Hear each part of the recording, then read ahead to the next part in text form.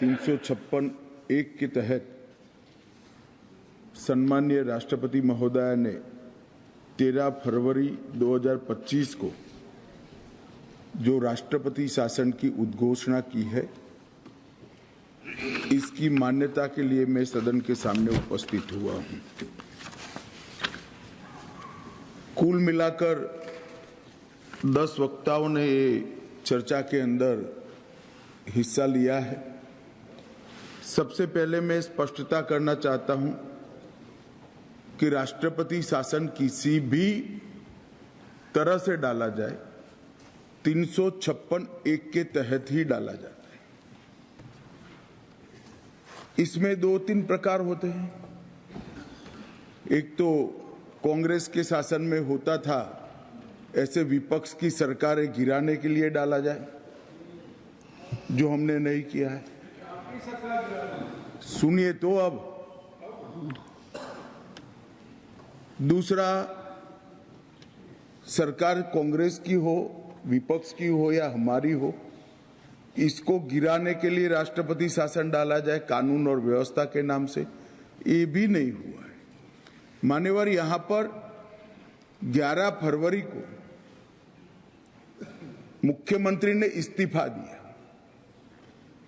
और सभी लोग अखबार देखकर कह रहे हैं कि इनके खिलाफ कांग्रेस पार्टी अविश्वास का प्रस्ताव ला रही थी।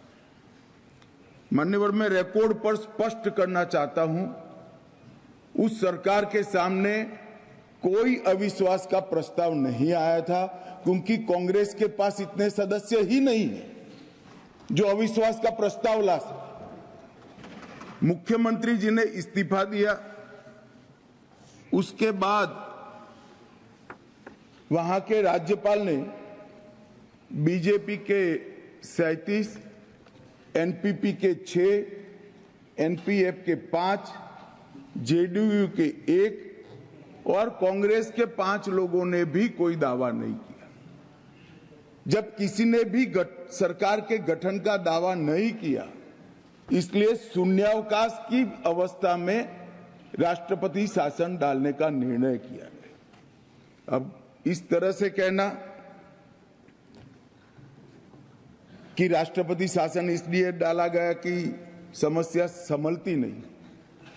मान्यवर, राष्ट्रपति शासन 13 फरवरी को डाला गया। नवंबर में 0 हिंसा, दिसंबर में 0 हिंसा, जनवरी में 0 हिंसा, मार्च 13 तक भी 0 हिंसा और उसके बाद से आज तक भी 0 हिंसा। तो एक प्रकार की भ्रांति खड़ा करने का हम प्रयास न करें। और मान्यवर, मैं 13 फरवरी 2025 के 7 साल पहले मणिपुर में क्या था। 13 फरवरी 2025 के 7 साल पहले इतनी ही मजबूत सरकार कांग्रेस की थी वहां। और क्या हुआ था, एक वर्ष में एवरेज 225 दिन बंद, ब्लॉकेड और कर्फ्यू रहा था। मैं सब बोलना नहीं चाहता था, उनके समय में हुआ, हमारे समय में हो, वो हमारा सिद्धांत नहीं है मान्यवर। मगर जिस तरह से बात करी गई, और उस वक्त भी प्रधानमंत्री ने विजिट नहीं की थी और 1500 लोग एनकाउंटर में मारे गए। ये सारे लोग आज चिल्ला रहे हैं, चुप है। एक कम्युनिस्ट भाई भी खड़े होकर बोल रहे थे, नक्सलिज्म आप खत्म कर दोगे, मणिपुर में आप डेट दे सकते हो। मुझे मालूम नहीं उनको मणिपुर में शांति करनी है या नक्सलिज्म को बचाना है।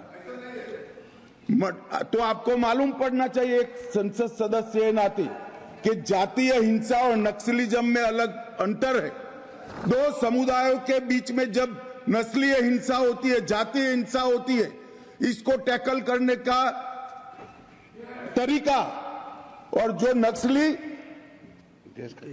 हथियार लेकर देश की सरकार और वहां की जनता के खिलाफ खड़े हैं, इनको टैकल करने का तरीका अलग है।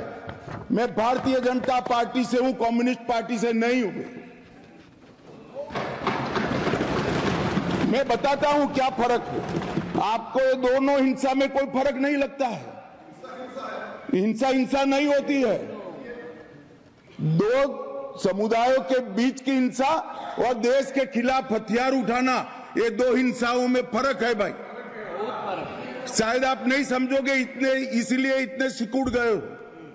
मान्यवर, इस संवेदनशील विषय पर मैं राजनीति करना नहीं चाहता था, मगर जिस तरह से मुझे तो आश्चर्य है, 2 साल से इतनी सारी हिंसा होने के बाद विपक्ष ने जिस तरह से बात करी है, मैं आश्चर्यचकित हूं। यहां पर डेरेक ओबेरॉय जी थोड़े इमोशनल हो गए महिलाओं की स्थिति पर।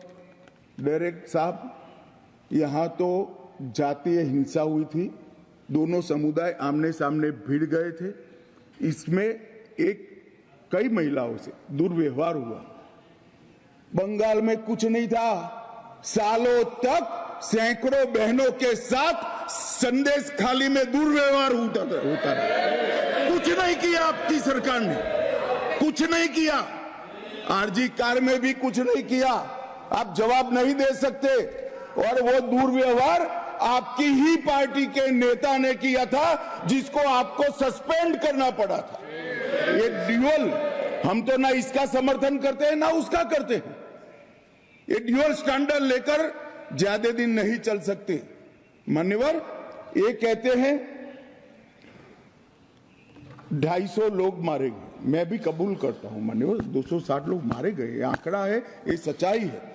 मगर बंगाल में चुनावी हिंसा में 250 लोग मार दिए गए। यहां जातीय हिंसा में मान्यवर, बंगाल की जो स्थिति है उसमें तो शायद ये न बोले होते तो थोड़ा ज्यादा अच्छा होता। यहां जातीय हिंसा में मारे गए, वहां तो चुनावी हिंसा में मार दिए गए हैं मान्यवर। और मैं,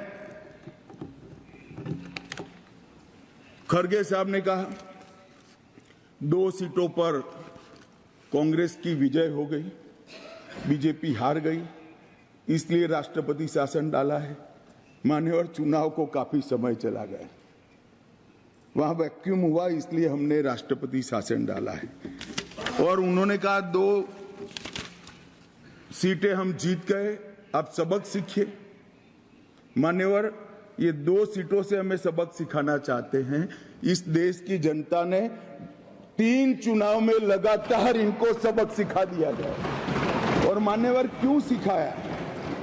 मैंने आगे भी कहा, नॉर्थ ईस्ट की हो गया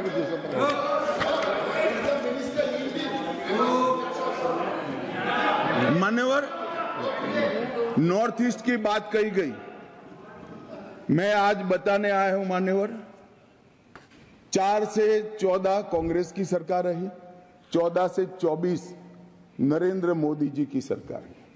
नॉर्थ ईस्ट में 4 से 14 में 11,327 हिंसाएं हुई थी। मोदी जी की सरकार में 10 साल में 70% कमी के साथ 3,428 हुई।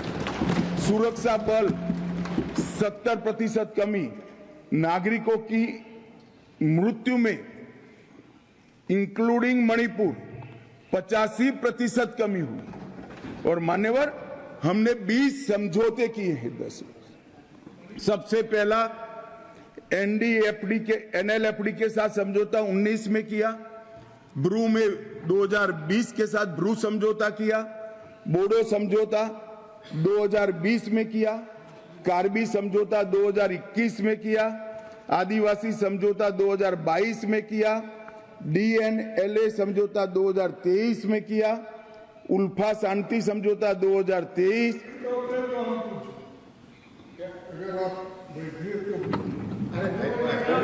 मेरा समाप्त तो होने दीजिए मान्यवर। आसाम मेघालय अंतर्राज्यीय समझौता 2022 में हुआ, आसाम अरुणाचल समझौता 2023, त्रिपुरा समझौता 2024। और मान्यवर, 10,000 युवाओं ने हथियार डालकर सरेंडर किया है नॉर्थ ईस्ट में 10,000। ये जब कह रहे हैं नॉर्थ ईस्ट की शांति की बात कर रहे हैं, इसलिए मान्यवर मैं कह रहा हूं। और मान्यवर मृत्यु की बात करी, ये बात सही है कि 260 लोग अब तक हिंसा होने के बाद मणिपुर में मारे गए हैं, मगर इसमें से 70% लोग पहले 15 दिन में ही मारे गए थे। तो एक प्रकार से पहले 15 दिन में कंट्रोल आने में स्वाभाविक रूप से जब नस्लीय हिंसा होती है तो पहले 15 दिन में इसको कंट्रोल करना बहुत कठिन होता है। और मान्यवर, ये पहली बार मणिपुर में नस्लीय हिंसा नहीं हुई। माननीय सदस्य प्रियंका जी ने किया, ये 11वीं बार मणिपुर में राष्ट्रपति शासन डाला। हमने तो साहब पहली बार डाला है, 10 बार किसने डाला? मुझे मालूम था, उसीलिए बोला मैं। नहीं, ऐसा नहीं है। नहीं मान्यवर, मेरी बात समाप्त हो जाने दीजिए। No yielding. मान्यवर, मेरी बात समाप्त हो ना जाए। No, he is not yielding. Honorable Home Minister is not yielding. Please, sir, no, nothing will go on record. No, it can't go on record, sir. He is not yielding. मान्यवर, मैं ये नहीं कहता, अभी भी मैं स्पष्टता करता हूं, मैं ये नहीं कहता कि उनके समय में हुआ, हमारे समय में होना चाहिए। इनसे हमारे समय में कम हुआ, एक कंपैरिजन का सवाल नहीं है। शायद उनके वक्त भी कुछ कारण रहे होंगे, हमारे भी कारण मैं बताता हूं बाद में। मान्यवर, 1993 में नागा कुकी संघर्ष हुआ, कितने साल चला? 98 तक चला। कितने लोग मरे? 750 लोग मारे गए। प्रधानमंत्री गए क्या? नहीं गए मान्यवर, इनके प्रधानमंत्री थे। कुकी पाइते 97-98 इंडिया अलायंस के प्रधानमंत्री थे। उसमें 352 लोग मरे और 2.5 साल चला मान्यवर, प्रधानमंत्री नहीं गए। मतई पंगल संघर्ष 1993, पीवी नरसिम्हा राव जी प्रधानमंत्री थे, 150 से ज्यादा मृत्यु हुई, प्रधानमंत्री नहीं गए और 7 महीने तक हिंसा चलती रही। ये इतिहास जो मैं बताता हूं वो जातीय संघर्ष का इतिहास है। पहले नागा कुकी संघर्ष हुआ, दो ट्राइब के बीच में संघर्ष हुआ, फिर कुकी पाइते संघर्ष हुआ, 2 ट्राइब के बीच में हुआ, और उसके बाद में मतई पंगल संघर्ष हुआ, मतई और वहां विस्थापित तमिल, वहां बसे तमिलों के बीच में हुआ। मान्यवर, ये सारे जातीय संघर्ष थे जो शांत होते होते होते कई बार 5 साल, कई बार 2.5 साल और कई बार 7 महीना लगा है, और हर बार सैकड़ों लोग मारे गए। मगर उस वक्त मैं रिकॉर्ड चेक कर कहता हूं, भारतीय जनता पार्टी के सदस्यों ने इस तरह से उसको पॉलिटिसाइज करने का प्रयास नहीं किया। मान्यवर, सबने कहा था कि हमारी सिंपैथी है मणिपुर के प्रति, जल्दी शांति होनी चाहिए। इस प्रकार से पॉलिटिकल तंज कसकर मणिपुर के घाव पर नमक डालने का काम किया है मान्यवर, ये नहीं करना चाहिए। और मान्यवर, मैं आज बताना चाहता हूं इस बार हिंसा क्यों हुई। मान्यवर, हम सब जानते हैं भारतीय जनता पार्टी के 7 साल में 1 दिन का कर्फ्यू नहीं हुआ था। जो मणिपुर में साल का 225 दिन तक कर्फ्यू ब्लॉकेड बंद रहता था, 7 साल तक एक भी दिन कर्फ्यू नहीं हुआ था। हाईकोर्ट का एक जजमेंट आया मान्यवर, जजमेंट के अंदर भारत सरकार को पूछे बगैर, रिकॉर्ड पर जवाब दिए बगैर, ट्राइबल कमीशन को पूछे बगैर एक जाति को ट्राइबल घोषित कर दिया। इसके कारण ट्राइबलों में अनरेस्ट हुआ और इसके खिलाफ एक बड़ा रोष हुआ और ट्राइबल नॉन ट्राइबल के बीच में झगड़ा हुआ। किसी ने इसको टेररिज्म का नाम दे दिया समझे बगैर, किसी ने इसको सरकारी विफलता का नाम दिया और कुछ लोगों ने उसको धार्मिक संघर्ष मान लिया। ना ये 2 धर्मों के बीच में संघर्ष था, ना वहां कोई टेररिज्म की घटना थी, ना लॉ एंड ऑर्डर का फेल्योर था।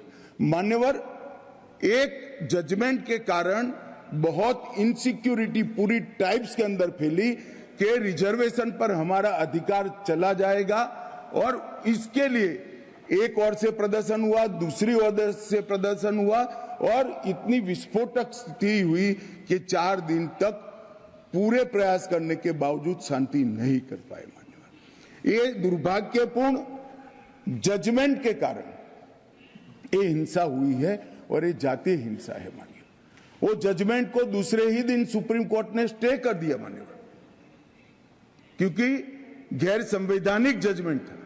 सुप्रीम कोर्ट का सेटल लॉ है, किसी भी जाति को ट्राइब घोषित करना है तो जब तक ट्राइबल कमीशन, कैबिनेट और संसद ये सभी नोटिफाइड नहीं करते हैं, कोई कोर्ट ऑर्डर से नहीं हो सकता है। इस सेटल जजमेंट को डिस्टर्ब कर रातों रात भारत सरकार का जवाब लिए बगैर, ट्राइबल कमीशन भारत सरकार का जवाब लिए बगैर एक जाति को ट्राइबल घोषित कर दिया और इसके कारण ये पूरी हिंसा मान्यवर हुई थी। मान्यवर, मैं फिर से एक बार स्पष्ट करना चाहता हूं कि राष्ट्रपति शासन किसी को बचाने के लिए नहीं डाला था, ये नहीं है। राष्ट्रपति शासन इसलिए डाला गया कि अविश्वास का प्रस्ताव आया था, ये भी नहीं है। कांग्रेस के पास अविश्वास के प्रस्ताव लाने जितने सदस्य ही नहीं है। मान्यवर, और राष्ट्रपति शासन डालने के बाद भारत सरकार के गृह सचिव रहे श्री भल्ला जी को वहां राष्ट्रपति बनाकर भेजा है और राज्यपाल बनाकर भेजा है। अब शांति है। मान्यवर, और ये जो कह रहे हैं कि 2 कम्युनिटी के बीच में वार्ता नहीं हुई, मान्यवर 13 बार मीटिंग हुई, 13 बार मीटिंग हुई। और ये सदन में लेट लाने का कारण भी वो मीटिंग था, क्योंकि वहां मीटिंगें चल रही थी। मुझे मालूम था इसी तरह के भाषण होंगे। मान्यवर, अभी अभी ये सदन जब चल रहा था उसी समय में 2 मीटिंग हुई है और तीसरी फाइनल मीटिंग दोनों कम्युनिटी की अब कुछ ही दिनों में दिल्ली में होने की संभावना है। मैं आशा करता हूं कि दोनों कम्युनिटी इसको समझेगी, संवाद का रास्ता अपनाएगी और धीरे धीरे शांति तो हुई है मगर संवाद भी प्रस्तापित होगा। और जैसे ही संवाद प्रस्तापित होगा, हमें एक दिन राष्ट्रपति शासन नहीं रखना है। मान्यवर, ज्यादा ये हमारी पार्टी की पॉलिसी भी नहीं है, ना कभी हमने रखा है। और हम सभी जानते हैं राष्ट्रपति शासन जब भी लगाते हैं, 356 अप्लाई जब भी करते हैं, किसी भी कारण से करते हैं, दोनों सदन का अनुमोदन 2 माह के अंदर करना पड़ता है। इसीलिए मैं ये सदन के सामने उपस्थित हुआ हूँ इसके अनुमोदन करने के लिए। और मैं आशा करता हूँ कि सभी लोग राष्ट्रपति शासन डालने का जो निर्णय है इसका समर्थन करें और सुप्रीम कोर्ट का जो जजमेंट है इसका कॉम्प्लायंस ये सदन के द्वारा किया जाए। धन्यवाद।